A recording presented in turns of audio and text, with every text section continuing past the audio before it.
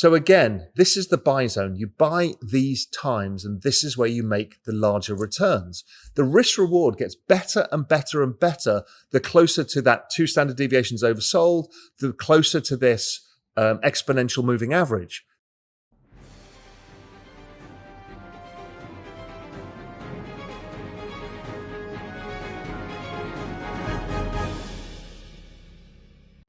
Hello, everyone, and welcome to the Daily Crypto. We have the founder and CEO of Real Vision, Raoul Pal, with us today. Make sure to stick around to the last second because this video could literally change your financial situation forever. Without any further ado, let's jump right in. The macro right now is very important. So I'm thinking that economic growth falls off a cliff. I put out some tweet threads about this. I've talked about it on the daily briefing. I've been talking about it for some time and writing about it in Macro Pro. Now, if I look at this chart, this is an indicator that we've constructed at GMI, which uses the rate of change of interest rates, commodities, and also the dollar. And it gives a financial conditions index. It leads the Goldman Sachs Financial Conditions Index and suggests that we're about to go into a short, sharp recession and that the ISM, which is my best guide to the business cycle, is going to fall sharply down to something like 35, which is a decent sized recession. Now, this indicator is already picking up, which means that it leads by 9 months. So therefore, in 9 months, we should start to see a sharper turnaround. Now, we can't always tell how this plays out, but that's my best guess, like a 1974 style sharp recession, recovery back up. And I think asset prices bottom well before the economy. 2018, they bottomed pretty much a year before. And in other periods of time, it tends to bottom 6 months or so before. So I'm thinking we're close to the bottoming phase in markets overall. Equities might have another stab lower because I think they're not fully priced in. They're pricing in about, let's say, 45 on the ISM. That's what the S&P is doing. NASDAQ's probably about 40. So that's starting to price in a reasonably severe recession. 47 is about a recession in ISM levels. And if I look at the further end of growth stocks that I call the exponential age stocks, they're pricing in somewhere around 30, so a really severe recession. According to Raoul, his indicators point towards a recession like 1974. The economy had a sharp turndown and quickly rose back up. He expects something similar, but it will take some time to play out. Now, crypto's been picking up. Now, it's interesting because most people don't understand that macro and crypto are so related because crypto is this network adoption model that I'll come onto in a bit. But really, the big cycles, I'm starting to think, are not driven by the halving cycle so much as the macro cycle. You see, ISM is coming lower. We can see this also for the next one, which is the new orders minus inventories. It's less forward leading, but it shows us maybe in the next month or two that ISM is going to fall pretty sharply. Okay, that's interesting because what we find is the biggest macro influence on crypto is the global money supply. So this is M2 year on year, and this chart shows its correlation to the crypto markets overall. So this is the crypto market cap versus global money supply. And you can see the cycles are the same. Now that makes sense to me.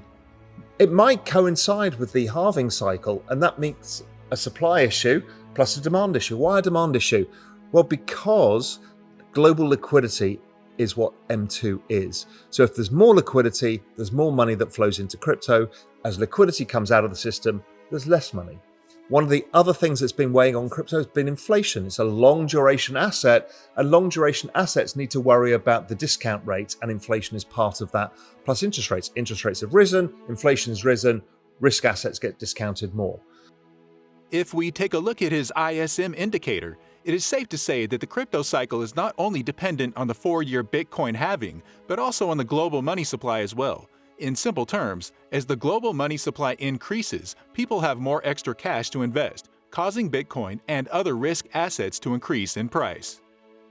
I think you can understand by now, I think we're at the big turning point in the economy where inflation starts falling, but growth collapses. That brings down yields. And if it brings down yields, it starts allowing stuff further out in the duration curve, like 10-year bonds, 30-year bonds, technology stocks, and really crypto, because it's the most forward, longest term asset of all, to start outperforming.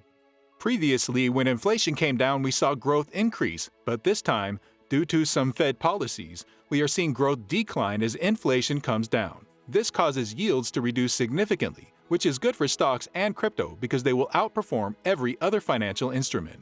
The US dollar situation, maybe we see swap lines, that helps money supply.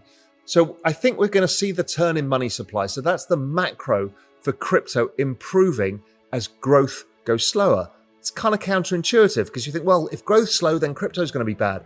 It's the opposite. As growth slows down, bond yields fall, inflation falls, money supply starts increasing, crypto starts doing well. So what this is a gyration within the long-term trend adoption of crypto. So this chart is the chart I always show, which is the log regression chart of Bitcoin.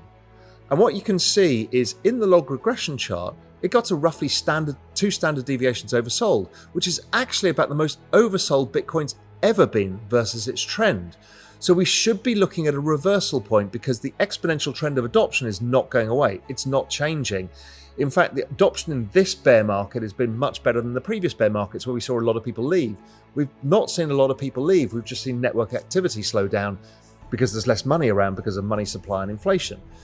If we see the log recession chart for Bitcoin, it is clear that it's in the most oversold region in years. This indicates a reversal, and we can expect it to happen very soon. Other long-term indicator I use is the 5-year exponential moving average. And this has encapsulated the trend of Bitcoin pretty much since the beginning. And here we are, just touching that trend. We broke through it. I think we break back up through it. So again, this is the buy zone. You buy these times, and this is where you make the larger returns. The risk reward gets better and better and better the closer to that 2 standard deviations oversold, the closer to this exponential moving average. That's when the really good risk reward. What's the downside? 30%. What's the upside? 10x. So those kind of risk rewards are super rare in almost any asset class, but they are in crypto, and we're in that zone now, and I'm getting more and more comfortable with there. If, for example, I look at the RSI for Bitcoin, the RSI for Bitcoin is the most oversold it's ever been.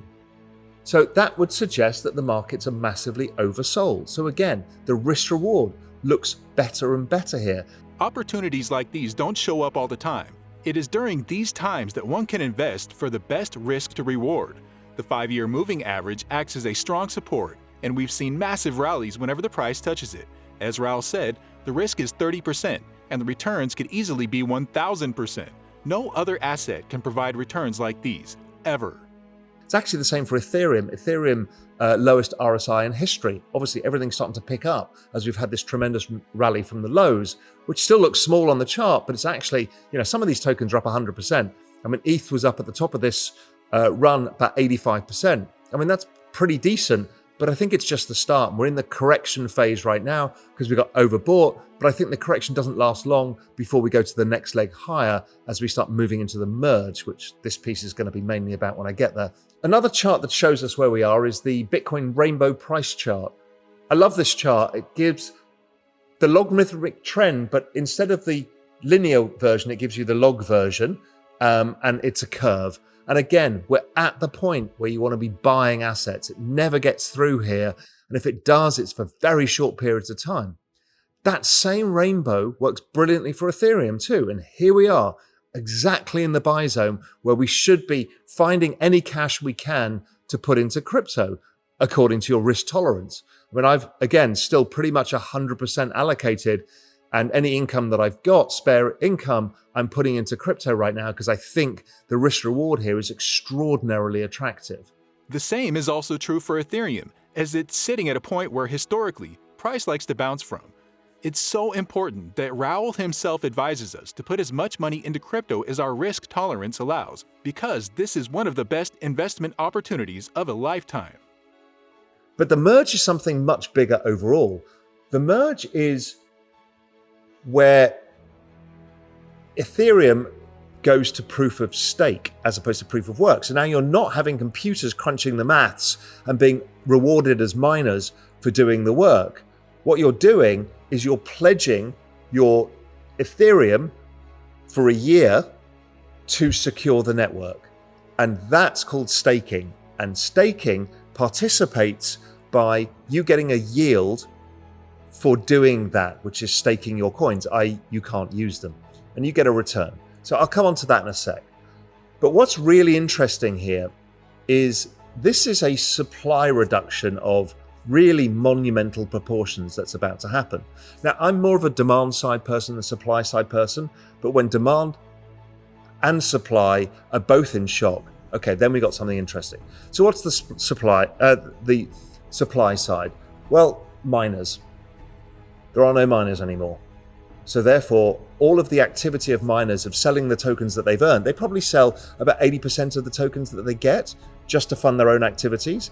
That's about $1 billion or $2 billion a month that's out of the market. So that's a small supply shock. There's no ongoing pressure every day from miners who've been rewarded with Ethereum. So that goes. Okay. Then the staking activity, there's currently about 9% of all Ethereum staked. By most guesses, that number should rise to about 30% because initially we should see some outsized yields, maybe up to as high as 20%, maybe it's 15%, who the hell knows. But either way, it's going to attract a lot of capital into staking. The Ethereum merge is definitely one of the biggest events in crypto history, with ETH 2.0 just around the corner. Raoul says this is going to be a game changer as it will get rid of miners completely.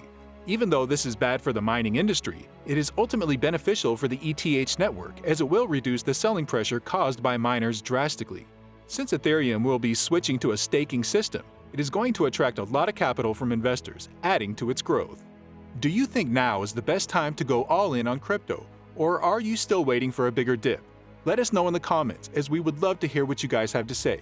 Like this video and subscribe to our channel to keep watching videos like these daily.